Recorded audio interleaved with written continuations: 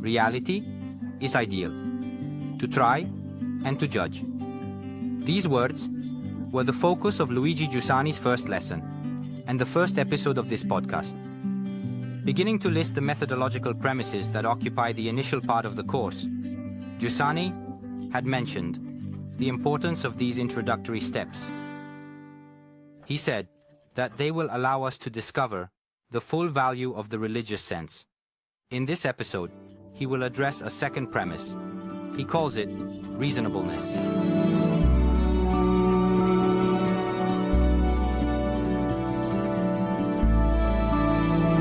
This podcast collects the university lectures given by Luigi Giussani between 1978 and 1985 for the first time in his own voice. It is called The Religious Sense.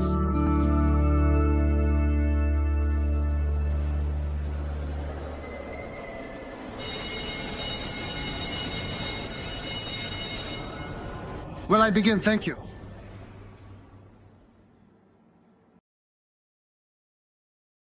A second premise for the analysis and reflection that will give substance to the course. The first premise, realism, was a premise in which the object prevailed. The method must be determined by an object, imagined at whim by the subject. The second premise highlights the subject that acts, man. We could title this second premise, the urgency and necessity of reasonableness. By reasonableness, I mean the realization of the value of reason and its action. One could say it this way. The word reason could also be easily called into question. Reason being considered as the distinguishing factor of this level of nature, which we call the human level, I understand it as that capacity which man has to become aware of reality. The word reasonableness, which I focus on, would thus represent a way of acting that expresses and realizes reason, this ability to become aware of the real, of reality. Whether an attitude is reasonable or not, we first perceive it through our experience. For example, if Mariella came here, all dressed up like a warrior, with a helmet and armor, and someone asked her, "Look how curious, it's not even carnival yet, and you're dressed like that." And she replied, "Well, you know, I'm not sure that you won't attack me to strangle me or shoot me with poisoned arrows. So I came here prepared for that eventuality." Clearly, that would not be a reasonable attitude. We would all say, either he is joking or something has happened to Mariella inside her brain. Let's take me. I come here with a megaphone from Teresa Atlantico, one of those bright red ones, and I start to speak within it, making a racket, so that the glass shatters. People cover their ears, and in the infinite noise, someone asks me, "What are you doing?" And I speak. "But excuse me, why are you talking in there?" "And you talk in there because I have a silly voice. I have a weak voice. So to make myself heard, I brought this thing here, which is 1.5 meters in diameter. It's the only one I found. Even this attachment of mine would be felt by everyone as somewhat unreasonable. If it were a practical summary, the use of that miracle would not remain a problem. Why?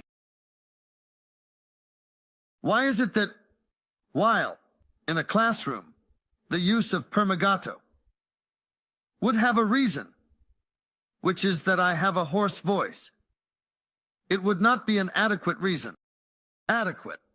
On a transatlantic ship, reason would be present, it would be adequate. And therefore reasonableness would no longer appear. The reasonable appears to us as such when a person's attitude has adequate reasons. Well, if reason is realizing reality, it's effort, it's work to realize reality. That is, to know the real needs, to uphold this requirement, namely the requirement of reasonableness, that the confrontation with reality is developed according to adequate reasons, as I would say, corresponding from the perspective of the subject to what we have said about the object. It is the object that determines the method. In this case, we say that it is the nature of the subject that determines the way in which this method is used. However, it is important that the idea of the unreasonable, the ideal of reasonableness, and the necessity of reasonableness are well present, as well as reasonableness or the reasonable. Too often it is reduced. Reasonableness is not at all the ability to demonstrate, but the ability to demonstrate is an aspect of reasonableness. What does it mean to demonstrate? To demonstrate means to be able to redo all the steps of a process that brings something into being. So it was when you were in high school, in gymnasium, or before you repeated the demonstration of a geometry theorem, you skipped a step. The teacher would say to you, "No, stop, you haven't demonstrated." Because to demonstrate means to be able to redo all the steps that constitute a reality. It is not at all true that the reasonable is this. On the contrary, the most original and interesting aspects of reality can be denounced in this sense. How things exist, not what they are made of, but how they exist, which is the most interesting thing. This is not really demonstrable. Man cannot redo all the steps for which this table exists. He will take all the steps to demonstrate that this table is made, I don't know, of silica because you want it to be. And the reasonable is not automatically the logical, the logic. Logic is an ideal of coherence. You set premises, carry them out coherently, and you will have perfect logic. But what if the premises are completely wrong? No, the greatest problem of man is not logic. That is a nice game. The greatest problem of man is not coherence, but the most important thing for man is consciousness. Consciousness, that is, man is forced to admit that my mother loves me. It is an evidence, if you will. I have a certainty that is not the end of a logic, but is an evidence. It is a proposal that its reality offers me, which is compelling for me. It is an absolute certainty that my mother loves me, that this table exists, that this table is here, that my mother loves me, even if it is not the end of a logic, even if it is not logically demonstrable. These are very true things, and this is reasonable for Marco. Reasonableness is much broader than just the capacity for logic, coherence, and the ability to demonstrate that reasonableness holds. They are tools, but from a larger hand, from a larger heart. Reason can be used unreasonably. The focus is on the term reasonable, even more than on reason. Perhaps, I repeat, a mold has happened to me that more easily illuminates an entire story. The first time I entered a classroom, in my classroom, 25 years ago in December, as I just got up on a podium, at the back, the last desk raised the hand. And while I was turning around to speak, as soon as he got up, he said, "Let's raise an objection. before I start to speak. And I told him, "What do you want?" "But excuse me, Professor, it is pointless for you to come here to talk to us, to discuss and to reason about faith, because they are right. Faith is two totally different worlds. And what is said in the realm of faith has nothing to do with what is said in the realm of reason, and vice versa. Therefore, it is a misunderstanding that I can reason about faith." I was born a bit confused. Then I asked him, "Excuse me, what does faith mean to you?" Silence. Then I told the whole class, and it didn't seem real to me. "Excuse me, what is punishment?" Silence fell over the entire class. Then later, I gathered more courage and said timidly, "Excuse me, what is reason?" Silence, worse than before. So I asked the whole class again, "What is reason?" Silence, worse than before. Then I vented. I said, "But how? Are you coming to attack me with judgment? I am faith to reason, and you don't even know that I am. You use words of which you have never been aware." So we discussed the whole hour, and I understood that their philosophy professor had, how shall I put it, already indoctrinated them in the few weeks during which religion had been taught. So, as I leave, all fired up from the discussion, I run into this philosophy professor. So I say to him, "But Professor, good morning, Giselle. I am out here bonding while this class is talking in the morning. They wanted to attack me by saying that reason has nothing to do with faith, and faith has nothing to do with reason, and that they insisted this was an obvious thing, obviously." And he says, "The church says it too." Yes. He quoted the Second Vatican Council. They reiterated it because it is an important council. And I told him, "But Professor, you are a historian, and you should instill in me that statements must be interpreted within the context of the time, because they express a certain conception, a certain position, and have certain intentions."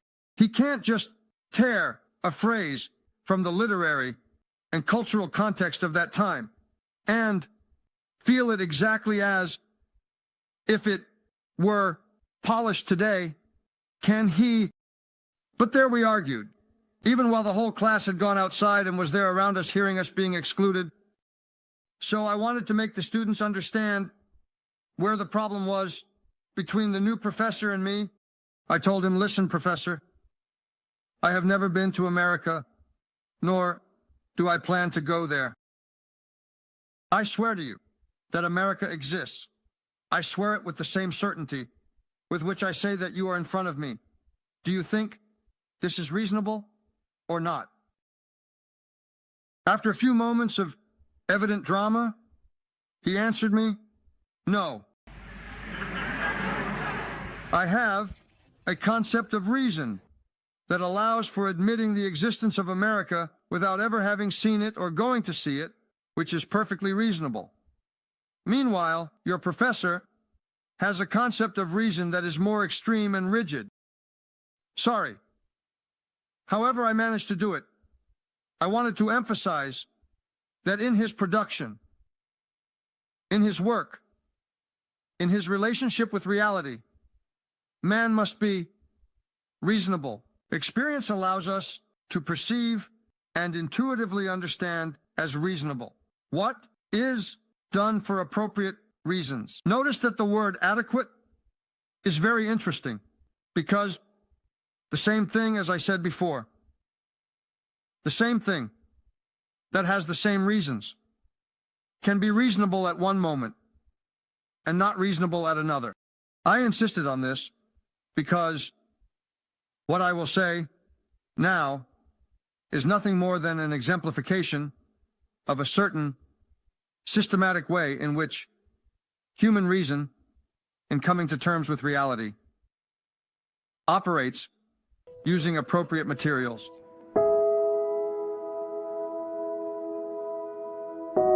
Here the recording we were listening to is interrupted. It is from the lecture series of 78 to 79. However, we can summarize the missing passage, which can be found in the volume The Religious Sense. Here Giussani writes, "For me, reason is an openness to reality, the ability to grasp it and affirm it in the totality of its factors." It is one of his most famous definitions, which we will also hear in later moments of the course. This boundless openness is expressed in the fact that reason knows how to use always different methods. Giussani initially lists three: the mathematical one, made of formulas; the scientific one, made of experiments; the philosophical one, made of reasoning. But he introduces a fourth one, the one that interests him the most.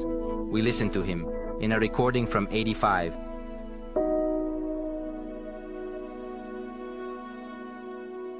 There is no greater or lesser truth simply because it belongs to one or another field of knowledge. But if it is true, it is true. If it is not true, it is not true. If it is doubt, it is doubt. Shall I explain? Now, I want to say that reason is a living thing which has great agility. For example, to go to Cathedral Square, I, with my legs, want there to be a strike. With my legs, I go this way and continue until I reach the cathedral. If instead I need to go to San Siro Stadium, I take a different direction. I am alive, agile, and I choose. I create the path according to the object, the goal. Similarly, reason behaves. Different methods, different procedures. Does your mother love you? Let's take my mother's head, put it under the alembic to see if she loves us or not. Establish a mathematical formula, a mathematical theorem to solve this. No. If someone asks me the question, does your mother love you or not? And I stand still with my eyes up in the air. I stay here for 5 minutes by the clock and finally you impatiently say, but answer. It is the moment that I am making a philosophical reasoning to see if my mother loves me or not. Yet I swear to you that my mother loves me, and for me it is more certain than the sun does not revolve around the earth. Much more true, if you will. Anyway, it is true. It is as true as the sun does not revolve around the earth. And what method do I use? Because a method is nothing more than the description of reasonableness. It means it is the description of the dynamism that occurs when reason is driven by adequate motives. I want to understand this phenomenon, which, as I have already mentioned, is extremely more interesting in my life. Because man, mind you, man can live perfectly well as a man, tender, interested, lively, creative, just as a man, without knowing anything about mathematics, and even without knowing anything about physics and chemistry, and even without knowing anything about philosophy. One cannot live as a human being without knowing that his mother loves him. I, as you can see, am here sufficiently calm. I swear to you, I swear that he does not want to poke out my left eye with the little finger of his right hand at this moment. You can't tell me that it's something completely abstract, because when I approach certain people, I am more on guard. How can I be sure? It is not a philosophical, scientific, or mathematical problem. In short, the problem I want to introduce is the addition of certainty regarding human attitude. For example, his attitude, I swear that at this moment, he is not thinking about Vladivostok. Do I make clear? I am absolutely sure. In fact, look, at this very moment, you are not even thinking about a city as important as Manila.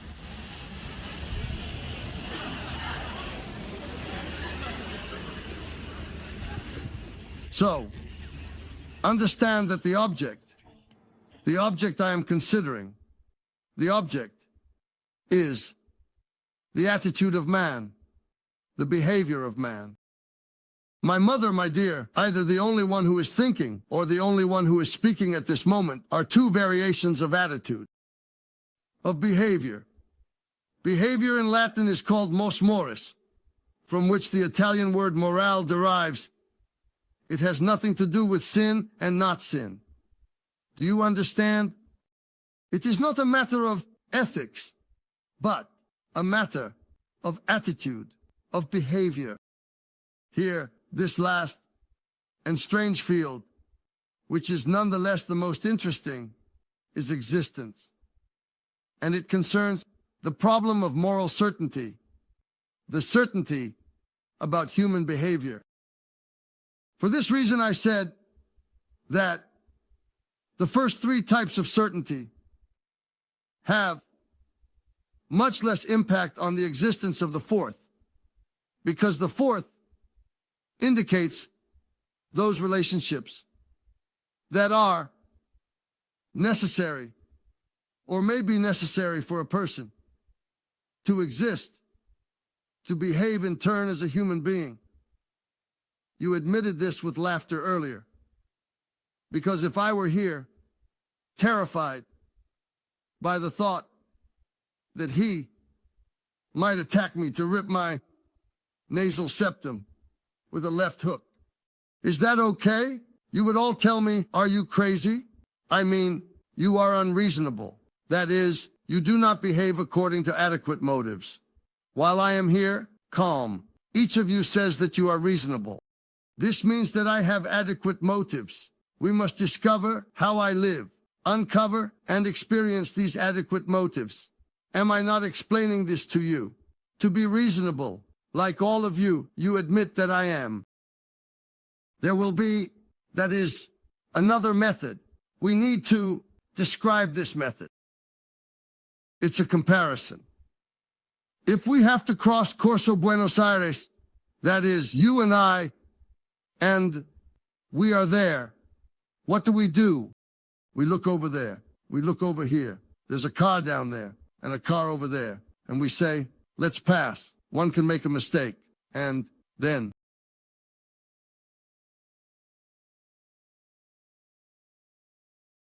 but you must admit that if one car leaves Manzoni Street and the other car leaves Loreto Square, and I am in the middle of this Buenos Aires, and there is emptiness, I can say, well, I can even pass through Ant's Step. There is also the possibility of certainty. How does nature obtain this certainty? Nature obtains this certainty by making reason capable of it, allowing it to read signals and signs. This is a strange method because it is an immensely faster method. I do not need to establish a laboratory. I do not need to set up a mathematics school. I do not need to study philosophy books. It is much more similar to the intuition of genius or the brilliance of the artist. Much closer. Newton, the falling apple, captures the universal law. He is a genius. It only takes a few of these to intuit a law, a certainty. Right. But it is natural because, as I have already mentioned, nature needs this certainty for our existence, this type of certainty. It needs certainty about human behavior to exist. Man needs this certainty to live his existence. Instead, mathematics, sciences, and philosophy are necessary for history. History is made of centuries. My life is made of days and years. The method of moral certainty acts like an intuition or a quick reading of clues, the only reasonable meaning of which is the reading that gives me that certainty or that doubt, that uncertainty or that denial.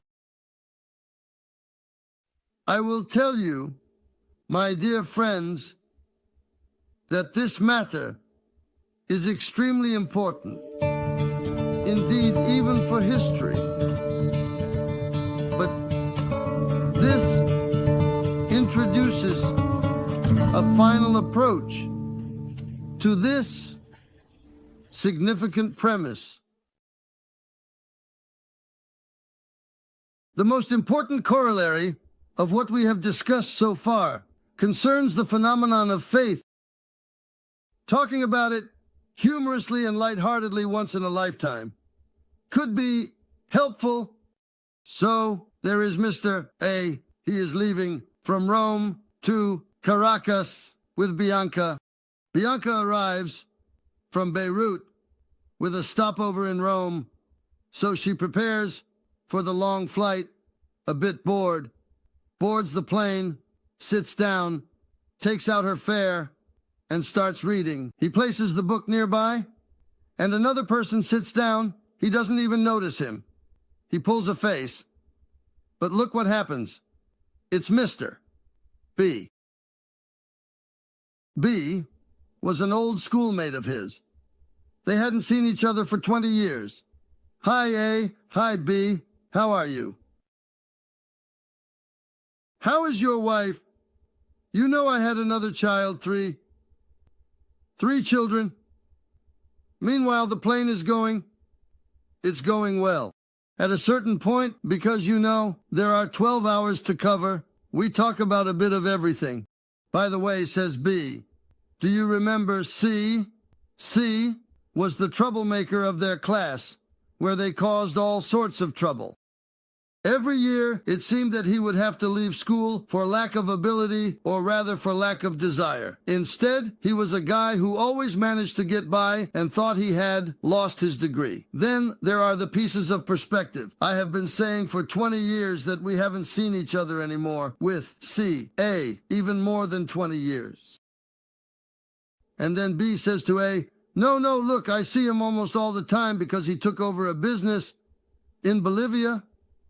It was going quite well for him. And he tells me that he got married, he who swore in front of all his friends that he would never marry. To tie himself to a woman like that. So, he tells me everything. That he has had children, etc. All the details. And he listens to him. And finally he says,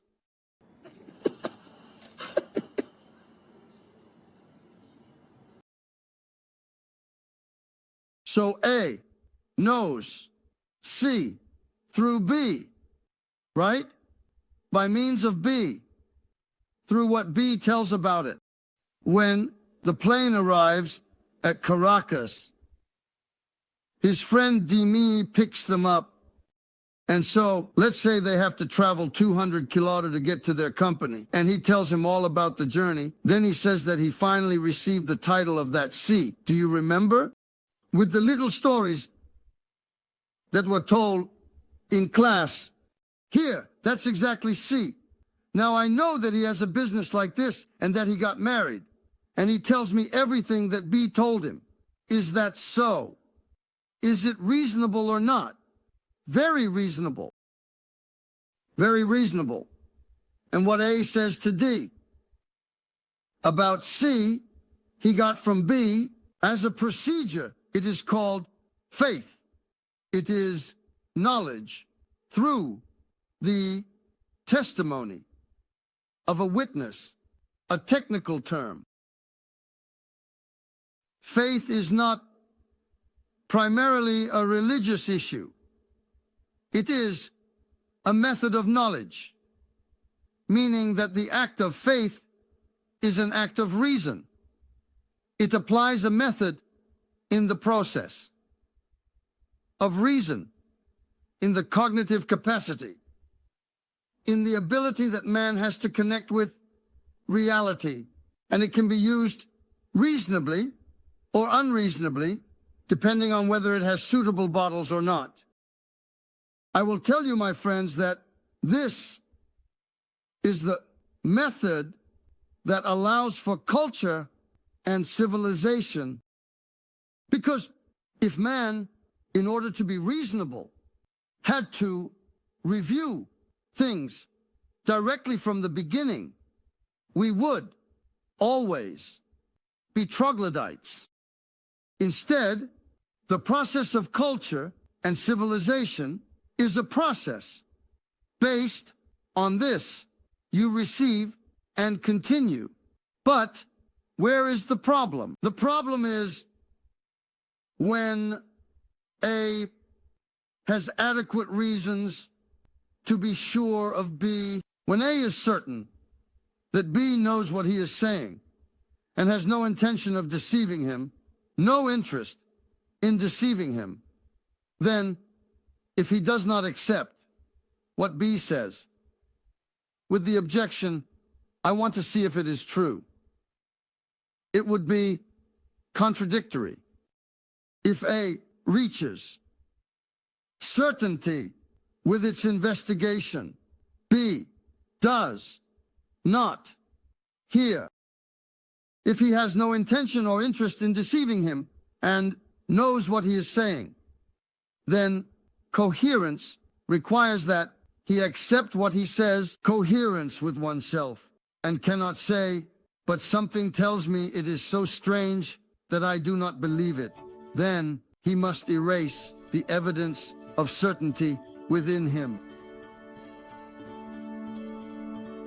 In this second episode, we listen to Giussani grappling with challenging words, from reason to method, from faith to certainty. His reflection was marked by examples and memories. His wealth of ideas stems from concrete life, from the everyday experiences in which anyone can find themselves. As the student in the last row recounts, among the protagonists of the episode mentioned halfway through the lesson, Giussani made you feel involved in what he was saying, and every question was a reason to delve deeper. The need to move for something that is truly worth it. Reason wide open to reality. The incessant dynamic between faith and certainty.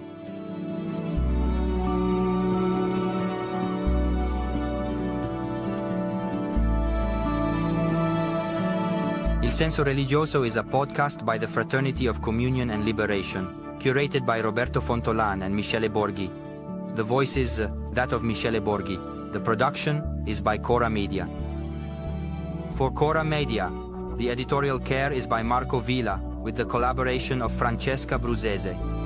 Producer and editing by Matteo Scelsa. The studio sound engineers are Aurora Ricci and Emanuele Moscatelli. Editing and post-production by Mattia Licciotti.